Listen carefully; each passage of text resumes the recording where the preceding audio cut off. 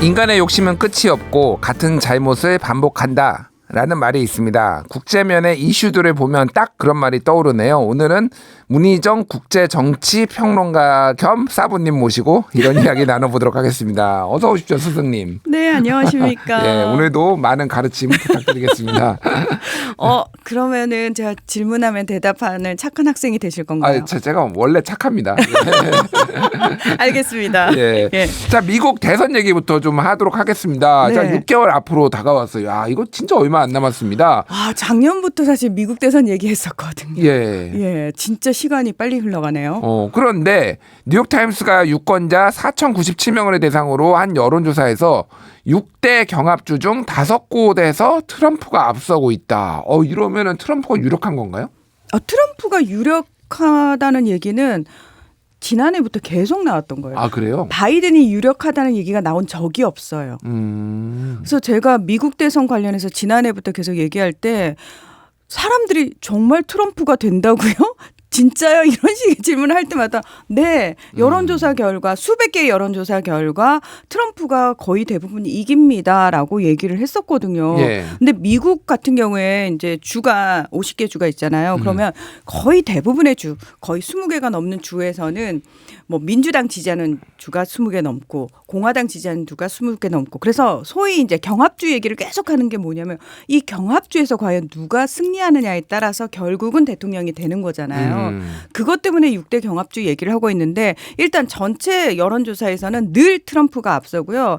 6개 경합주 중에서 1개를 제외하고는 다 트럼프가 오차 범위를 벗어나서까지 큰 포인트 차로 앞서는 곳도 꽤 있습니다. 아, 그렇군요. 그러니까 네. 뭐 일반적으로 이제 뭐 캘리포니아라든지 뉴욕주라든지 이런 데는 민주당이 이제 표를 다 정해져 가져가고 있죠. 네. 뭐 텍사스라든지 이런 데 공화당이 가져가는데 지금 경합주라고 하면은 보통 어디를 얘기하나요? 지금 네바다, 조지아, 애리조나, 미시간, 펜실베니아, 위스콘신. 근데 지금 위스콘신만 바이든 우세로 나오고 있거든요. 네. 애리조나 같은 경우는 옛날에는 공화당 우세 지역으로 분류가 됐는데 최근에는 좀 경합으로 좀 바뀐 것 같아요. 그렇습니다. 트럼프 대통령이 당선되던 2016년하고 바이든 대통령이 당선된 2020년 왔다 갔다 한 주들이 바로 경합주예요. 아, 그렇군요. 예. 근데 바이든이 지난 3월에 연두교서 연설 끝에 이제 트럼프를 좀 따라잡는 모습 그래서 역전했다 이런 언론 기사도 제가 본 적이 있거든요. 그때 왜 그 역전했다는 얘기 나온 줄 아세요? 모르죠, 저야. 가르침을 부탁드립니다. 그 왜 바이든 대통령 하면은 이번이 뭐 물론 가장 역대 비호감 선거긴 한데요. 바이든 대통령 하면 늘 고령 논란이 따라다녔어요. 고령 리스크. 맞아요. 나이가 네. 너무 많다. 그러다 보니까 인지 능력이라든지 행동이라든지 이런 부분에 있어서 자꾸 실수가 나오는 거. 나오고 말도 실수를 하고 이러다 보니까 저분이 대통령 직무에 적합하지 않아요라는 여론이 굉장히 높았단 말이죠. 예. 그래서 그냥 연세 많으신 분이라고 생각을 했는데 이 사람이 국회에서 연설을 딱 하는데 생각보다 힘차게 오랜 시간을 실수 없이 잘 하는 거예요. 네. 그러니까 그걸 보기 전에 사람들은 바이든은 대통령 직무에 적합하지 않아요라는 여론이 훨씬 높았다가 그걸 지켜보고 나니까 생각보다 정정하신데 이래서 올라갔던 거거든요. 아, 그래요? 이유가 정정해서 올라간 건가요? 정말 그렇습니다. 깜짝 놀랐는데 네. 참고로 뭐 다른 얘기인데 박지원 이제 이번에 당선자 전 국정원장이 바이든하고 동갑이에요. 네. 그래서 그 정치권에서 하고 다니시는 얘기가 네. 바이든도 하는데 내가 못할 게 뭐 있어 이런 말씀을 하면서 하루에 2시간씩 매일 운동을 하신다. 네. 체력을 유지하기 위해서 그런 말씀을 하시더라고요. 네. 예. 근데 그 박지원 전 원장님 같은 경우에는 거의 말 실수도 안 하시고 안 하시죠. 네, 그리고 굉장히 좀 동안이기도 하고 그런 부분이 있잖아요. 예.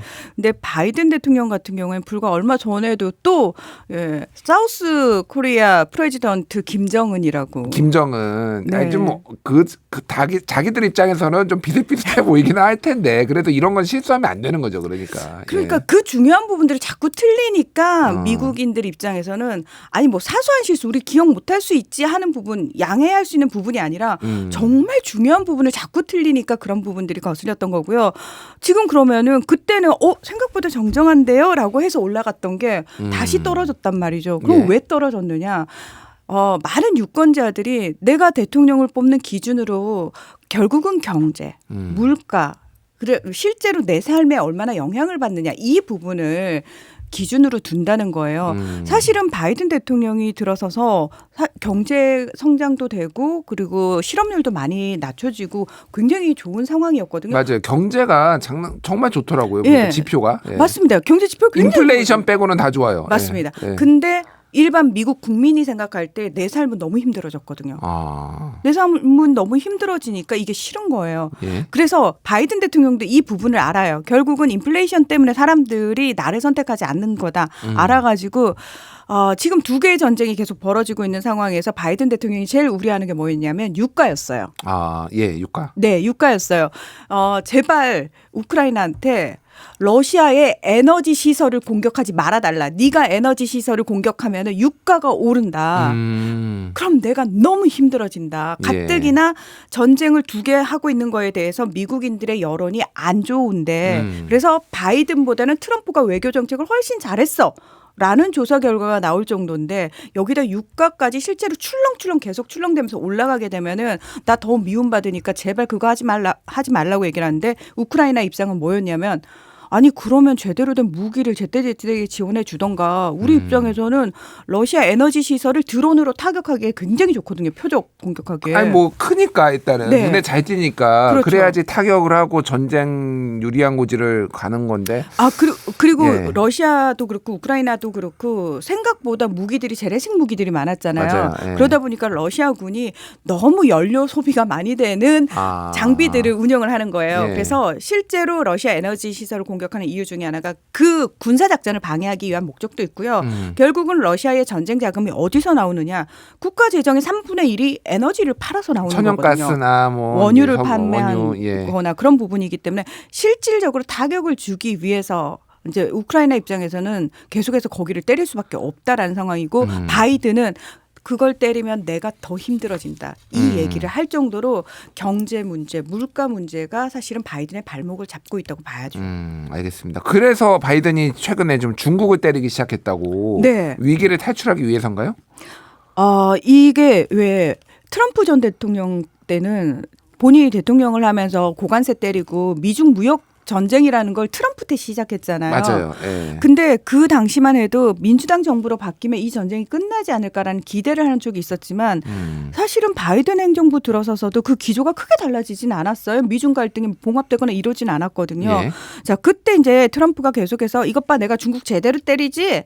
중국 때리는 이유가 사실은 중국 자체를 때리는 것도 있지만 어떤 심리적이고 상징적인 부분도 있고 또 하나 중국에 진출해 있는 수많은 미국 기업들한테 이쪽으로 와.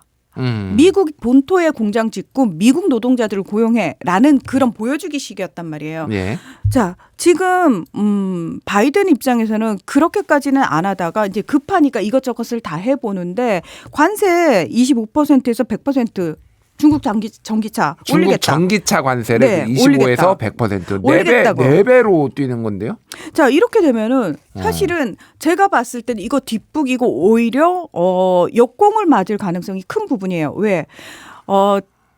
트럼프가 관세를 붙였던 부분으로 인해 가지고 사실은 미국 국민들이 실제로 타격을 받았느냐, 타격을 받지 않았거든요. 굉장히 상징적인 의미였단 말이에요. 그런데 바이든 대통령은 지금 가뜩이나 사람들이 인플레이션 물가 때문에 죽겠어요라고 얘기를 하는데 중국산 제품에 관세를 때려버리면은 우리나라도 중국산 제품을 만약에 빼버리거나 거기다 고관세를 치게 되면 사람들이 직접적으로 엄청나게 타격을 받거든요. 물가 예. 올라가지 않습니까? 그렇죠.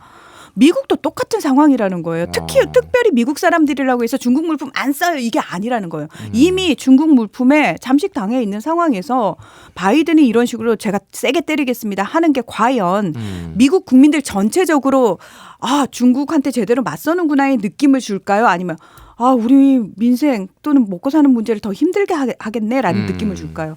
그러니까 전문가들은 바이든의 이 정책이 잘못됐다고 이야기를 하는 거죠. 여러모로 바이든이 좀 어려움을 겪고 있는데 어떻게 또 탈출할지 다음에 한번 짚어보기로 하고요. 자, 이번엔 다른 고령 정치인 한번 만나보도록 하겠습니다. 러시아의 푸틴이 지난 7일에 집권 5기를 시작을 했는데 87.28%의 득표율. 이제 이런 거를 공산당 득표율이라고 하는데 우리나라에서는 아까 전에 얘기했던 박지원 그분이 이제 94% 받았어요. 네. 네, 그래서 공산당 지지율 받았다 뭐 이런 얘기가 있는데 네. 푸틴은 직업이 대통령인가? 제가 한 30년째 지금 보는 것 같은데 지금 맞나요? 지금 네, 직업이 맞습니다. 대통령인가요? 1999년에 보리스 옐친의 보리스 옐친 대통령의 권한 대행으로 시작해가지고 예. 이분이 그때부터 그냥 계속 정권을 잡고 있어요. 중간에 연임에서 끝나서 3년임이 안 돼서 4년간 본인의 정말 신복이라고 할 수 있는 메드베데프를 대통령으로 올리고 본인이 총리하고 예. 그리고 바로 올라와가지고 뭘 했죠? 대통령으로 들어오면서 개헌을 했죠. 그래서 두 번의 개헌을 통해 가지고 이분은 2030년까지 일단 집권을 할 수 있고요. 거기서 30년에 다시 대통령 선거에 나올 수 있게 만들어놨어요. 예. 그래서 다시 거기서 당선이 되겠죠. 그러면 2036년 84세까지 종신 집권을 할 수 있습니다. 진짜로 그러면은 대통령 하다가 사망하는 걸 우리가 볼 수도 있겠네요. 그러니까. 그렇습니다. 저는 이분이 본인이 죽지 않는 한 내려오지 않을 거라고 생각을 하고요. 예. 저는 러시아의 대통령을 푸틴밖에 못 본 거. 제 기억 속에. 그러니까요. 네. 와, 그러네. 약간 30년 정도 이제 일단은 네. 가는 걸로 아는데. 그리고 자, 아까 예. 득표율 말씀하셨잖아요. 예, 예. 이 득표율 굉장히 중요해요. 중요한가요, 이게? 예, 이게 굉장히 중요해요. 왜냐하면 푸틴이 본인이 여러 번의 대통령 선거를 치르면서 가장 신경 썼던 부분이 뭐냐면 그 득표율을 계속해서 올려가는 거예요. 우리가 흔히 어떻게 30년 가까이 집권을 해 이러면 독재라는 얘기가 당연히 붙잖아요. 예. 그 말이 본인도 신경이 쓰였나 봐요.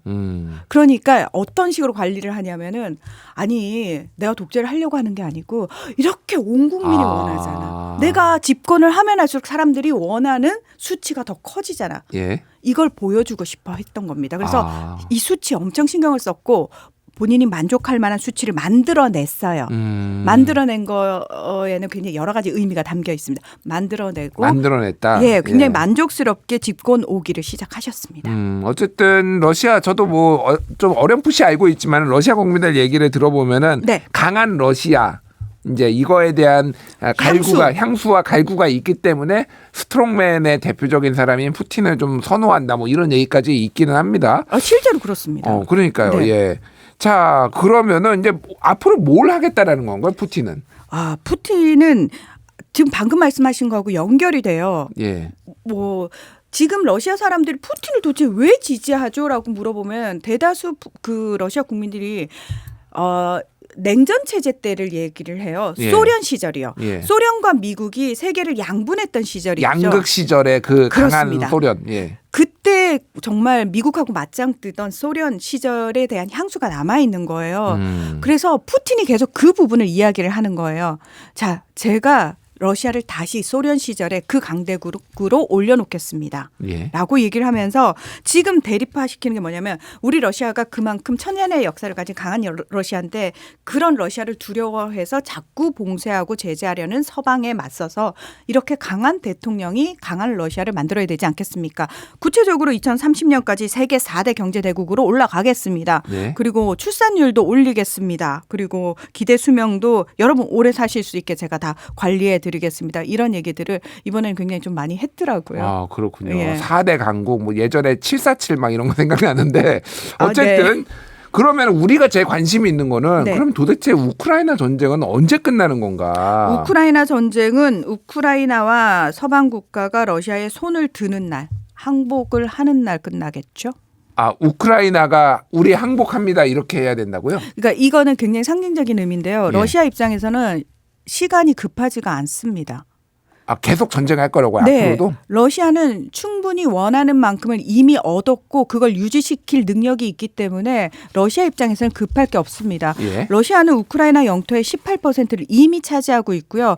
지난 10일부터 거기서 더 전선을 확대해가지고 북동부에 있는 제2도시를 넘어서서 지금 지상전 시작했거든요. 거기서 성과를 올리고 있어요. 뭐냐면은 우크라이나는 점점 무기 부족, 병력 부족에 힘에 부치고 있지만 러시아는 그 전선을 넓힐 정도의 역량을 계속 확보를 하고 있다는 겁니다.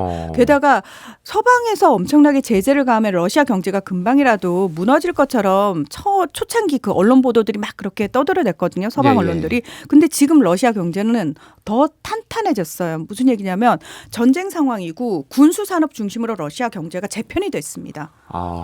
그게 굉장히 안정화가 되고 있는 상황이에요. 예, 그래서 예. 오히려 러시아 내수가 살고 있는 상황이거든요. 그렇기 때문에 러시아 입장에서는 외부의 지원 없이도 충분히 버틸 수 있는 역량이 있습니다. 그래서 제가 우크라이나가 저희가 더 이상 전쟁을 지속할 수가 없어요. 라고 그 평화협상에 자발적으로 나와서 적극적으로 임할 때까지 그럴 때 전쟁이 끝나겠죠. 그러면은 좀 개인적인 얘기죠. 좀 이게 종전이 되기를 바라는 마음에서는 이게 진짜로 푸틴이 사망하거나 네. 아니면 우크라이나가 항복을 하거나 이거밖에 답이 없다라는 거죠. 그러니까. 네, 러시아는 지금 원하는 게 그거예요. 근데 푸틴이 사망하더라도 러시아가 백기를 드는 일이 있을까요? 근데 우크라이나가 그 협상에 적극적으로 임한다라고 제가 말씀을 드렸습니다만 이게 굉장히 뭐 실질적으로 눈에 보이게 갑자기 백기를 들고 흔드는 상황이 벌어지진 않아요. 예. 그래서 전쟁이 시작될 때 다 많은 사람들이 했던 얘기가 뭐냐면 전쟁을 시작하는 건 오히려 쉽다. 근데 끝내기가 너무 힘들다. 왜? 여기에는 수많은 정치적 이해관계가 얽혀 있잖아요. 예. 그러다 보니까 우크라이나가 이렇게 2년이나 끌어왔고 서방의 어떤 지원을 받아서 했는데 우크라이나가 일방적으로 지고 패배하고 항복하는 모습으로 전쟁을 끝낼 수는 없어요. 그러면 그 우크라이나를 지원했던 서방 국가 내부 비판이 엄청 커질 거 아니에요. 그리고 우크라이나 내부에서도 그 전쟁을 수행했던 정치 세력에 대한 비판을 버틸 수가 없을 겁니다. 예. 그래서 겉으로 봤을 때 러시아도 명분을 챙기고 원하는 걸 챙기고 우크라이나의 모양새도 제대로 좀 챙겨주는 그 방식에서 협상이 진행이 될 거고 지금 그 지점을 찾고 있는 과정이라고 생각하시면 될 것 같아요. 그러면은 뭐 예를 들면 크림반도 같은 경우에는 이제 러시아가 뭐 가져가고 뭐 이런 식으로 이를테면 영토 분할이 이루어질 가능성이 높다 이렇게 보면 되는 이미 건가요? 크림반도는 러시아가 자신들의 영토라고 얘기를 하고 있고 지금 예. 18% 그것까지도 자기네가 가져가겠다라고 얘기를 하고 왜냐하면 러시아에 이미 러시아 영토로 다 합병을 시킨 상태이기 때문에 예. 이거 못 내놓는다가 러시아의 첫 번째 조건이에요. 근데 우크라이나의 젤렌스키 대통령은 지금까지도 크림반도도 내놔. 그리고 그 18%도 다 내놔 이거거든요. 예. 즉각적으로 철군해. 근데 이거는 러시아에서 절대 받아들일 수 없는 거예요. 그리고 이건 젤렌스키 대통령만 이렇게 강하게 얘기를 하고 있는 거고 사실은 그 내부에서도 우크라이나 내부에서도 그건 불가능하다는 걸 이미 다 알고 있고 다른 서방 국가들도 그것까지는 힘들다라는 걸 알고 있습니다. 그래서 젤렌스키 대통령을 어떻게 할 것인가 요것도 서방 국가의 고민거리 중에 하나죠. 어떻게 설득할 것인가 아니면은 이제 우크라이나의 정치 권력의 변화 뭐 그렇죠. 이런 얘기까지 지금 얘기가 나오고 있는데 요거 그렇습니다. 하나만 여쭤보고 다음 이슈로 넘어갈 텐데 푸틴의 중국 방문 네. 얘기가 있어요. 지금 네. 두 나라가 뭐 최근에 가까워진 거는 익히 알고 있는데 변화가 좀 다른 변화가 있는 건가요? 러시아가 소련 해체된 다음에 러시아가 한동안 정신을 못 차리는 동안 급부상한 국가가 중국이에요. 예. 그래서 러시아 입장에서는 사실 본인들이 예전에 소련급으로 올라갔으면 딱 좋겠는데 현실적으로 불가능하다는 걸 인정을 안 할 수가 없었던 게 우크라이나 전쟁을 통해서 확실하게 푸틴이 깨달은 게 뭐냐면 예. 서방 국가들이 쫙 빠져나가면서 제재가 들어왔을 때 러시아를 버티게 해준 큰 그 한 축이 중국이었어요. 중국이 많이 도와줬죠. 많이 도와줬습니다. 예. 그래서 사실은 부작용도 있어요. 위안화 의존율이 너무 높아졌어요. 중국에 대한 의존율이 너무 높아져가지고 러시아가 이것도 하나의 골칫거리이긴 한데 어쨌든 그래서 러시아 입장에서는 혼자 힘으로 예전에 그 영광을 되찾을 수 없다면 중국과 조인해서 예. 근데 중국 입장에서는 본인 혼자 사실 그 패권을 먹고 싶은 마음이 있는데 지금 러시아를 또 이렇게 떼낼 수가 없는 상황이거든요. 러시아는 어떤 상황이냐? 우리 최고의 우방국 아니야. 너랑 나랑 힘 합쳐가지고 상하이 협력기구라든지 브릭스 등을 통해 가지고 이제 미국으로부터 많은 나라들을 해방시키자라고 이야기를 하고 있는 거예요. 실제로 글로벌 사우스라고 하는 개발도상국을 비롯해 가지고 많은 국가들이 더 이상은 일방적으로 미국에 끌려가지 않는 모양새고 중국하고 러시아와 협력을 엄청나게 늘려가고 있는 상황이고 아프리카, 중동 같은 예전에는 미국의 찍소리도 못하던 나라들조차도 러시아의 영향력, 중국의 영향력이 엄청나게 커진 상황이거든요. 예. 그래서 미국한테도 어느 정도 얘기를 할 수 있는 상황까지 올라왔단 말이죠. 그래서 러시아는 자 중국 손잡고 우리가 전 세계를 다 먹어보자. 라고 이야기를 하고 있는 거죠. 그리고 실질적으로 미국의 쇠퇴가 보이는 부분들이 그런 부분들이 있어요. 왜냐하면은 미국은 이미 굉장히 좀 진보적인 의제에 대해서 많이 앞서가는 나라로 자리매김을 했는데 전 세계를 놓고 봤을 때 전 세계에서 이렇게 진보적으로 앞서갈 수 있는 그러니까 가치관에 있어서 앞서갈 수 있는 나라들은 소수고요. 예. 서방 국가라고 흔히 유럽 불리는. 중심으로 그렇죠. 있는 서방 국가, 뭐 한국, 뭐 그렇죠. 일본, 뭐 이런 요 정도지고 아시아. 사실은 나머지 거의 대부분의 동아시아, 아프리카, 중동 국가들은 아직까지 거기까지는 안 갔거든요. 좀 보수적이란 말이에요. 그렇기 때문에 러시아와 중국의 영향력 확장이 훨씬 더 영향력을 미칠 수가 있다는 거예요. 예, 알겠습니다. 자, 이제 국제 정치이지만 국내 이슈인 라인 사태, 요거 좀 여쭤볼게요. 일단 네이버 측이 지분 매각을 하지 않겠다라는 뜻을 밝혔는데 지금 제가 좀 헷갈리는 게 우리나라 대통령실에서는 지분 매각과 이거 관련해서 그런 내용이 담기지 않을 거다라고 얘기를 했는데 일본에서는 총무상이 그런 것까지 포함했다라고 또 발표를 해가지고 이게 지금 어떻게 돼가고 있는 건가 조금 많이 헷갈려요 지금. 헷갈리실 필요가 하나도 없는 게 일본 정부의 입장은 처음부터 끝까지 일관됩니다. 네이버와의 자본관계를 재검토하라. 그래서 라인야후 최고 경영자 소프트뱅크 쪽에서도 우리가 네이버 쪽한테 지분 팔아라라고 압박하고 있다라고 얘기했거든요. 그 입장이 그냥 그대로 가는 거예요. 그러면 우리나라 대통령실이 어제 얘기한 건 뭔가요 그러면? 뭘까요? 제가 봤을 때는 지금 그 여론 자체가 굉장히 안 좋기 때문에 적절하게 마사지가 들어간 선이지 일본 정부의 입장 자체가 변해서 또는 일본 정부와 저희가 적극적으로 협상을 하겠습니다. 정부 차원에서 그런 식은 아니라는 게 분명해 보여요. 네이버의 공식 입장도 뭐냐면 지분 매각을 포함해서 모든 걸 열어놓고 협상 중입니다라고 얘기를 하고 있는 거거든요. 아, 그러면은 지분 매각을 안 하겠다라는 건 아니다 현재로서는. 그렇죠. 그러니까 제일 좋은 방법은 그거잖아요. 이렇게 문제가 됐다 그러면 네이버 측에서 저희 지분 매각 안 하겠습니다. 그리고 일본 측에서도 뭐 네이버가 안 팔겠다네요. 그러면 없던 일로 가죠. 이렇게 가야 되는 게 맞죠. 근데 그런 상황이 벌어질까요? 절대 그런 상황이 안 벌어진다는 거예요. 아, 그렇군요. 근데 지금 이제 반일 감정이 우리나라에서도 굉장히 조금 이렇게 일어나고 있고 일본 언론도 굉장히 많이 주목을 했어요. 지금 한국에서 반일 감정이 지금 커지는 것에 대해서 주목을 하고 특히 이제 조국혁신당의 조국 대표가 독도 방문한 것들도 굉장히 이제 언론 보도가 많이 되고 있고 지금 일본 분위기는 지금 어떤 상황인가요, 그러면? 솔직히 말씀드리면 일본 국민들은 별로 관심이 없고요. 왜냐하면 이 사람들은 원래 정치에 좀 무관심하고요. 예, 무관심하다는 이유가 본인들이 선거를 해서 뭔가 바꿀 수 있는 게 없다라는 걸 너무 잘 알기 때문에 무관심한 상태고 언론 보도만 지금 나오고 있는 거잖아요. 근데 일본 언론들도 일본 자민당의 보도 지침에 따라서 보도를 하거든요. 그런 상황이기 때문에 거의 일본 정부와 크게 벗어나지 않는 보도들을 하고 있다라고 보시면 돼요. 지금 이 상황 자체가 반일 감정 어쩌고 저쩌고 막 어떤 국가 간의 대립으로 몰고 가는 게 누구한테 유리한 거냐면 기시다 총리가 원하는 바예요. 아, 기시다 총리가 원하는 건가요? 기시다 총리는 지금 몇 개월째 20%대의 지지율을 기록을 하고 있거든요. 맞아요. 예. 이 정도면 예전 같으면 어떻게 됐죠? 벌써 총리 바꿨어야 돼요. 맞아요. 그런데 기시다 총리가 어떤 사람이냐면 처음에 할 사람이 없네 이러면서 그냥 술에 술 탄 듯 물에 물 탄 듯 보이는 우유부단하다고 평가를 받는 기시다 총리를 세워놨어요.